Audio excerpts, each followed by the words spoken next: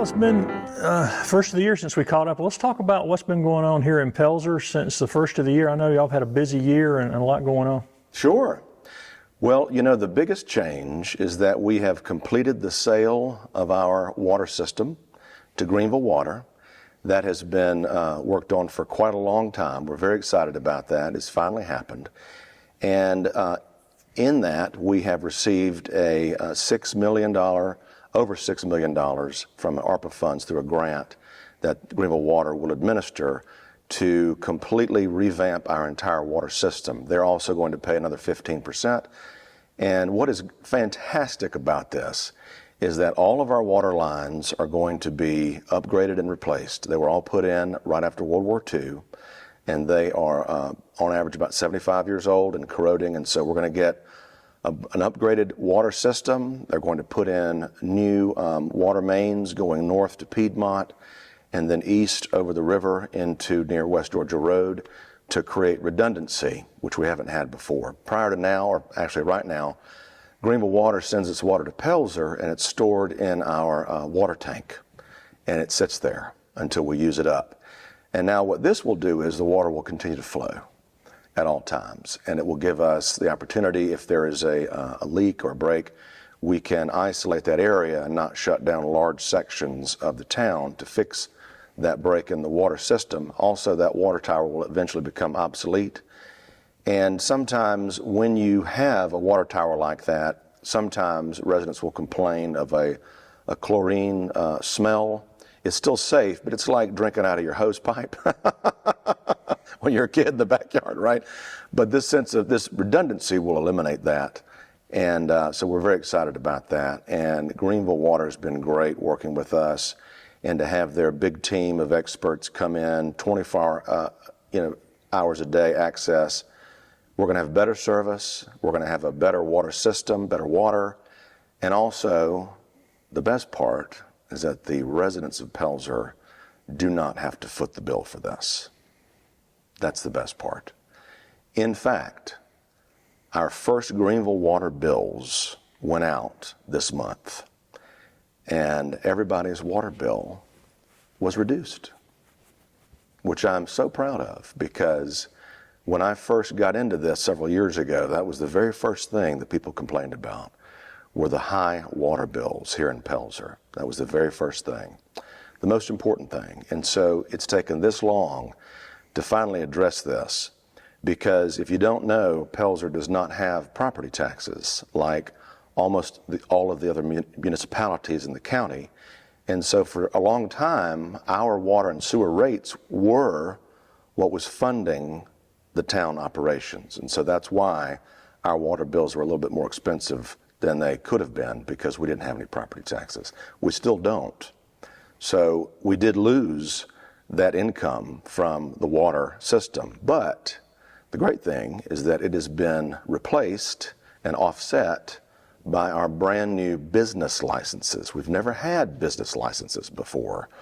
And the state standardized the process of how that happens for all municipalities. And so we are starting that process and learning how it's working. And so that has offset some of the losses that we had from selling the water system. And it's working out. It actually is. All the numbers that we looked at, that we predicted were going to happen, it's going to happen. So the main thing, the biggest change since we talked last, was that the water system is now owned and operated by Greenville Water. We're going to have better service, better water, and cheaper bills. Well, I know that's been a big thing. What else has been going on? I know you've been talking about the water for a long time. What else? I know a lot of these are updates on things we've been talking about. Sure. Well, you know, our Planning Commission is in full effect, and they have been working hand in hand with the county and going through different issues and ideas and challenges, such as on-street parking, such as an historic overlay, perhaps, and working through some of these things that could benefit, ultimately, long-term, the town. And they've been meeting on a regular basis. We finally have zoning in Pelzer for the first time. We have an approved zoning map that they spent a great deal of time on, went through many, many revisions. And so we finally have zoning in Pelzer for the first time. And we've established our very first Board of Zoning Appeals, which has had its first appeal happen. And it's working, and this is all made up of residents of Pelzer who have volunteered their time and stepped up to the plate.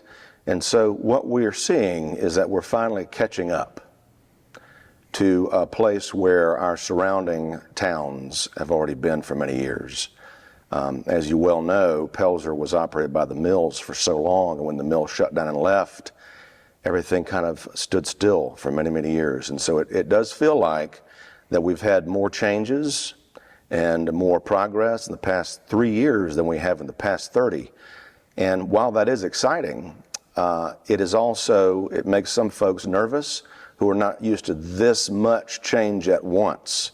Even though people do want positive change, it's hard to adjust to something new. And we have thrown a lot of new things at our residents this year and in recent years, with of course, the sale of the sewer and the water systems, the new billing so that they pay Greenville Water instead of the town of Pelzer. We have a new trash service that'll give us better service. And of course, new zoning, planning commission, business licenses, Board of Zoning Appeals, all of these things thrown at residents at once. And so it's understandable that folks are kind of like, whoa, what's happening? Are we going to be all right? And the answer is yes, we're going to be all right. And this is part of the growing pains of catching up to everybody else. And y'all have added some property for parks, right? Yes, sir. Thank you for bringing that up. You know, Pelzer has a great deal of potential when it comes to a future trail system. We all know that trails are incredibly beneficial to the communities for which they serve, and also for tourism. And one thing that Pelzer has that nobody else has is 3 miles of riverfront on the Saluda River that can potentially be part of a trail system. And so what we have been doing is trying to acquire through various means different pieces of property that are not considered to be park, but that can become park. And why is that? Well, because the town owns about 120 acres of land down off of Courtney Street that is on the river, that has, we refer to as the lagoon property, which is where way back in the day they used to send our sewer to be deposited in some ponds out there. Of course, we don't do that anymore. But it is a giant tract of land that is basically pristine forest. And it was designated as park around 1991. So we're not allowed to do anything with that land, even though it is a perfect place for future development, possibly some light commercial on Courtney Street or even residential one day. But we'd like to free up some of that land for future development. We do see that as our future right there, because Pelzer cannot grow west because, of course, there's our neighbors West Pelzer. And so we're also landlocked by the river. And so the only place to really grow is south. And because we own that huge chunk of land, it is high time that we made good plans for it. And so the only way we can free up part of that land to not be designated as park is by finding other tracts of land that we can cobble together and then make a parks conversion through the state and eventually the National Park Service. It's a long process, about 2 years, but we're working diligently to acquire the land needed to make that happen. And one of the big pieces of land that's going to be a part of that is a tract of land we finally bought from the Pelzer Church of God this past summer. It is 26 acres, and it's right on Highway 20, and it's a pretty ideal situation because it is a valley, it's got wetlands, it has one of our cemeteries that borders it, so it's not really a place that is appealing for development in terms of what you might imagine other places might be because of the topography and how it's locked in by Highway 20, a big ditch and wetlands, the river, and the cemetery. And so that can then become part of our park system, and we can create trails and outdoor recreation opportunities there. And I'm excited about those wetlands. You know, The Conisty Nature Park is a great example of what you can do with a natural area like that. And so that part will be a big chunk of what can be added to the park's conversion, freeing up some prime land for future development. What about Monkey Park and the community center? Any updates from over there? Oh yeah, Monkey Park is our signature park here in Pelzer, and if you don't know about it, you should. It's got a great history, but we've been doing some projects on that land. Of course, it was a zoo at one time and had monkeys in cages, and that's why it's the Monkey Park, and the name stuck, and it's pretty unique to us. That's the only monkey park I know of. But there is an historic cemetery that rests on a hilltop in the Monkey Park that belonged to the Wilson family, and the family that owned this land before it was bought by Francis Pelzer around 1870. And John Wilson Jr. was a U.S. congressman, and he is buried in that cemetery. He died in 1828. Now, there's been a lot of different stories about that cemetery, and the tombstones were removed, what was left of them, in the 80s and disposed of, unfortunately. But since then, the graves have been marked with these white concrete crosses, and we wanted to make sure that the graves that were marked were authentic and correct. And so we had a ground-penetrating radar scan of the whole area take place, and we have marked where the actual graves are. And many of those white crosses are correct, but some are not. And some of the graves are unmarked, and there are actually fewer grave sites than there are white crosses. And so what we want to do is to correctly mark where everyone is buried. One of them is under the road. It was paved over with asphalt. So we want to restore that cemetery and make it beautiful and a place of peace for the final resting place for the folks who were buried there. We believe that some of our original Pelzerites were also buried there in the 1800s, so we want to preserve that for posterity. And then right next to that is our community building, which we've been trying to get renovated for a long time. It's a slow process because we are using the historic tax credit opportunity. And I'm happy to say that we finally have moved to the next phase, and I have approved architectural services to create the design of what this renovation is going to look like. We've been working with Kyle Campbell with Preservation South, and he believes that this building is the oldest intact separate structure for a skating rink in the state of South Carolina, if you can imagine. The oldest skating rink in the state, in the Monkey Park. Because as we know, it was originally built probably in the 1890s as an open air skating rink with a roof, of course, but open air and some low walls. But it was all the rage for the Victorians. They thought it was so much fun to have skating rinks. And so we have the original roof, the original floor. Of course, it was closed in at some point and became many different things. But we've taken the siding off of it, and it's exposed to its original or its oldest structure. And so we're going to restore all of that, and it's going to become useful to the community once again as a venue. And in this process, we have to restore it to its original form, whatever that encompasses. And Kyle has found the color that the community building used to be, and it is a dark green. So the whole thing's going to be green, which nobody who's been alive has seen that building that color. So that's going to be a fun change. And we're also going to add on to the left of it a new kitchen and handicap accessible bathrooms. And we're allowed to do that because we have evidence that there was an addition on that side of the building, the side closest to Levy Street, that used to be a kitchen that burned down at some point. So that process is moving forward. It has taken a long time, unfortunately, but I know, we all know, that the end result will be something that everyone around here is going to be really proud of. Talking about expansion, y'all added some lighting and some other things too? Yes, sir. You know, we made it a priority to upgrade all of our street lights and also to add lighting everywhere that we could. Like many small old mill towns, we do have a continued problem with vagrants and some criminals and folks who like to walk around at night and do things they shouldn't. And we know that adding light really does help with that challenge. You know, one of the first things I did when I came into this position was we cleared out the monkey park and trimmed up the trees and added light all over the place, and included the picnic shelter. And we saw immediately that it was no longer a hangout for vagrants at night.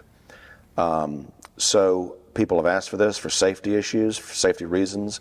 We've been working with Duke Energy all this time, adding these new lights, and we have added about 25 new street lights recently. And we have ridden the streets, the rest of them, and made notes. And so all of the Pelzer roads now have a plan for adding street lights, as many as possible. And then the next step is going to be addressing the rest of the state roads in Pelzer. And there are many of them, some that you wouldn't imagine would be state roads. And so that process takes a little bit longer because you're working with DOT as well.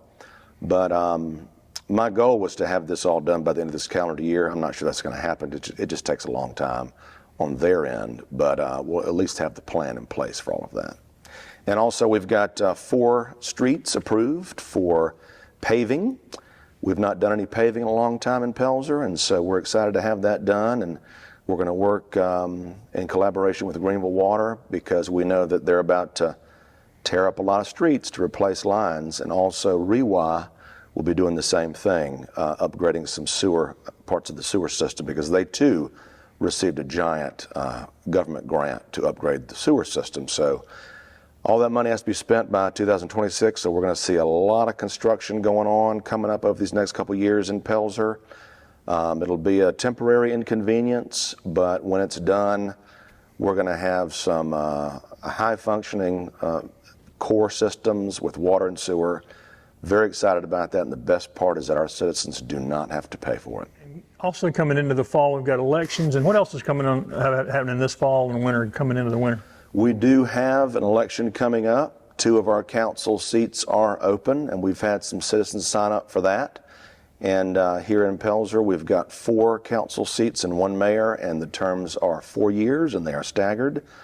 And so that is coming up. And then this fall, we are, of course, working on our Christmas market that we do every year in the gym.